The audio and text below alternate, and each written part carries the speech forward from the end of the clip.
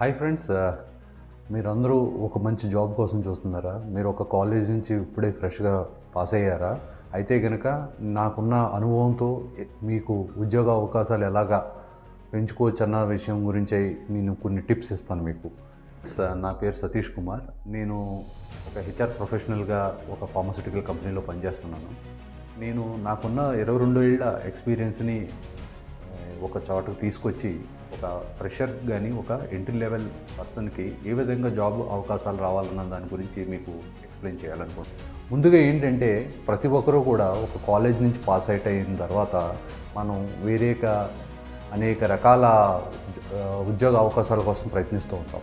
అంటే అది మనం చదువుకున్న బ్రాంచ్ అవ్వచ్చు, లేదంటే మనం చదువుకున్న క్వాలిఫికేషన్ అవ్వచ్చు, దాన్ని బేస్ చేసి అందులోనే మనకు ఉద్యోగాలు కావాలని చాలా వరకు ప్రయత్నం చేస్తూ ఉంటాం.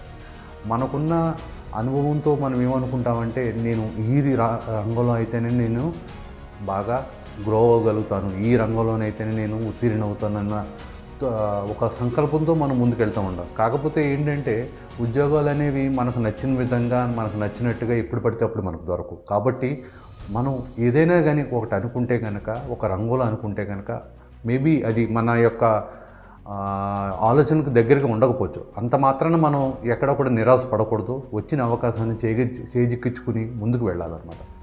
సో ఇప్పుడు ఏంటంటే ఫర్ ఎగ్జాంపుల్ మీరు ఒక ఇంజనీరింగ్ చదివారనుకోండి, మీరు ఒక మెకానికల్ ఇంజనీరింగ్ చదువు ఉండొచ్చు, లేదంటే ఒక ఎలక్ట్రికల్ ఇంజనీరింగ్ చదువు ఉండొచ్చు. మనం చాలా వరకు చూసినట్లయితే చాలామంది విద్యార్థులు ఒక ఐటీ రంగంలోకి వెళ్ళాలనుకుంటారు.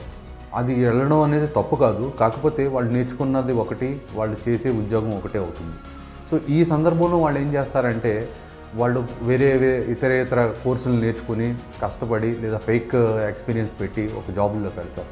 దీనివల్ల ఏంటంటే అది లాంగ్ రన్ వాళ్ళ యొక్క స్కిల్స్ని వాళ్ళు ఉపయోగించుకోలేకపోవచ్చు, వాళ్ళు చదువుకున్నది వాళ్ళు ఉపయోగించుకోలేకపోవచ్చు. దీనివల్ల వాళ్ళు మళ్ళీ ఒక పాయింట్ ఆఫ్ టైంలో అరే నేను ఏం చదువుకున్నాను, నేను ఏం చేస్తున్నాను, ఇప్పుడు నా పరిస్థితి ఏంటని ఆలోచిస్తూ ఉంటారు.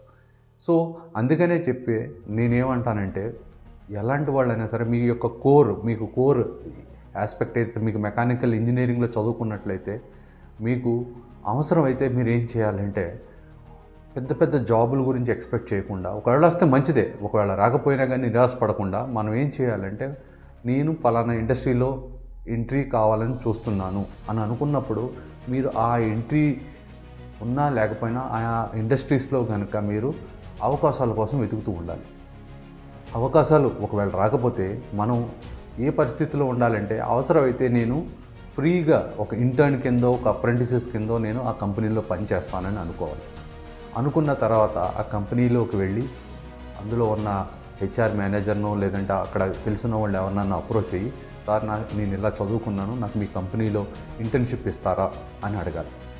వాళ్ళు లేదు మా దగ్గర ఎలాంటి ఇంటర్న్షిప్స్ కానీ అప్రెంటిస్షిప్స్ కానీ లేవు అన్నారనుకోండి, సార్ నేను ఫ్రీగా చేయడానికన్నా రెడీగా ఉన్నాను అంటే ఇక్కడ మీ యొక్క ఇంట్రెస్ట్ అది ఆ ఎంప్లాయర్కి అరే ఇతను చాలా ఇంట్రెస్ట్గా ఉన్నాడు, సో ఒక అవకాశం ఇచ్చి చూద్దామన్న పరిస్థితికి మనం తీసుకురావాలి. సో అలా చేసినట్లయితే మీకు ఏమవుతుందంటే ఆ ఇండస్ట్రీలో మీరు అనుకున్న ఏరియాలోని మీకు డెఫినెట్గా ఒక అవకాశం దొరుకుతుంది. ఫస్ట్ ఆఫ్ ఆల్ ఒక ఫ్రెషర్ కింద వెళ్ళినప్పుడు మీకు ఏమీ తెలియదు. కాకపోతే మీకున్న ఒక ఎడ్యుకేషన్ క్వాలిఫికేషన్ దాంట్లో ఎంట్రీ సంపాదించినట్లయితే కొన్ని రోజులు మీరు ఫ్రీగా చేయొచ్చు, తప్పులేదు. ఓకే, ఇన్ని సంవత్సరాలు మీరు చదువుతూ ఉన్నప్పుడు ఇంకొక 3 నెలలో 6 నెలల్లో ఒక ఫ్రీగా చేయాలంటే అది మీరు తప్పుగా అనుకోకండి, అదొక అవకాశంగా అనుకోండి. ఆ కంపెనీలో ఎంట్రీ అవ్వండి. ఎంట్రీ అయిన తర్వాత మీరు 3 నెలల నుంచి 6 నెలల వరకు అక్కడ ఏం జరుగుతాయన్నది క్షుణ్ణంగా తెలుసుకోండి. అక్కడ ఉన్న యూనిట్ ఆపరేషన్స్ ఏంటి, అక్కడ ఉన్న పని విధానం ఏంటి, ఎవరెవరు ఏం చేస్తున్నారు, మీకున్న అకాడమిక్ నాలెడ్జ్తో అది ఏ విధంగా మీకు షాప్ ఫ్లోర్లో ఉపయోగపడుతుంది అన్న దానికి మీరు రెడీగా ఉన్నట్లయితే కనుక మీకు మంచి అవకాశాలు దొరుకుతాయి. ఇలాగా కాలక్రమేణా ఏమవుతుందంటే మీరు నేర్చుకుని మీ అంతటా మీరు లోపలికి వెళ్ళిన తర్వాత ఏదో ఒక డిపార్ట్మెంట్లో మీరు ఒక అనుభవం వస్తుంది. కాబట్టి డెఫినెట్గా సమయం వచ్చినప్పుడు ఆ హెచ్ఆర్ మేనేజర్, ఆ ప్రొడక్షన్ మేనేజర్ మీ యొక్క తెలివితేటలని మీకు ఉన్న స్కిల్స్ని మెచ్చుకుని వాళ్ళు ఏం చేస్తారంటే అరే ఇతను ఇంట్రెస్ట్ చూపించి జాయిన్ అయ్యాడు కాబట్టి డెఫినెట్గా ఇతనికి ఒక అవకాశం ఇచ్చి చూద్దామని చెప్పేసి అట్లీస్ట్ లైక్ ఏ ట్రైనీ మిమ్మల్ని హైర్ చేసుకోవడానికి ఛాన్సెస్ ఉంది. ఈ విధంగా కనుక మీరు చేసినట్లయితే ఒక ట్రైనీ కింద జాయిన్ అయ్యి తర్వాత మీరు ఫర్దర్ మూవ్స్ అనేది తీసుకోవచ్చు. సో ఇదేంటంటే చాలా వరకు అందరూ మనకి రెగ్యులర్ జాబ్సే కావాలి, లేదంటే నాకు పలానా గవర్నమెంట్ జాబే కావాలి, లేదా పలానా ఐటీ జాబ్ కావాలని పట్టు కూర్చుంటే ఏమవుతుందంటే ఒక 3-4 ఏళ్ళలో ఇన్ కేస్ అవకాశాలు రాకపోతే మనం నేర్చుకున్నది అంతా మర్చిపోతాం. కాబట్టి వచ్చిన అవకాశాలని వేస్ట్ చేసుకోకుండా అవకాశాల వెనకాల మనం పరిగెట్టకుండా మనకున్న దాంట్లో మనం ఏ విధంగా ఆపర్చునిటీస్ తీసుకోవడం అనేది చాలా ఇంపార్టెంట్. కాబట్టి ఎడ్యుకేషన్ అయిపోయిన వెంటనే టైం వేస్ట్ చేసుకోకుండా ఇమ్మీడియట్గా ఏదో ఒక జాబ్లో జాయిన్ అవ్వండి. నేను ఇచ్చిన టిప్స్ మీకు బాగా ఉపయోగపడతాయని నేను అనుకుంటున్నాను. ఇన్ కేస్ మీకు ఎలాంటి సందేహాలు ఉన్నా కామెంట్ బాక్స్లో మీకు కావాల్సిన క్వశ్చన్స్ని కానీ మీ యొక్క ఒపీనియన్స్ని కానీ షేర్ చేయండి. నేను నాకున్న అనుభవంతో అది మీ యొక్క క్వశ్చన్స్ని సాల్వ్ చేయడానికి లేదంటే మీకు మరింత టిప్స్ ఇవ్వడానికి నేను ప్రయత్నం చేస్తాను.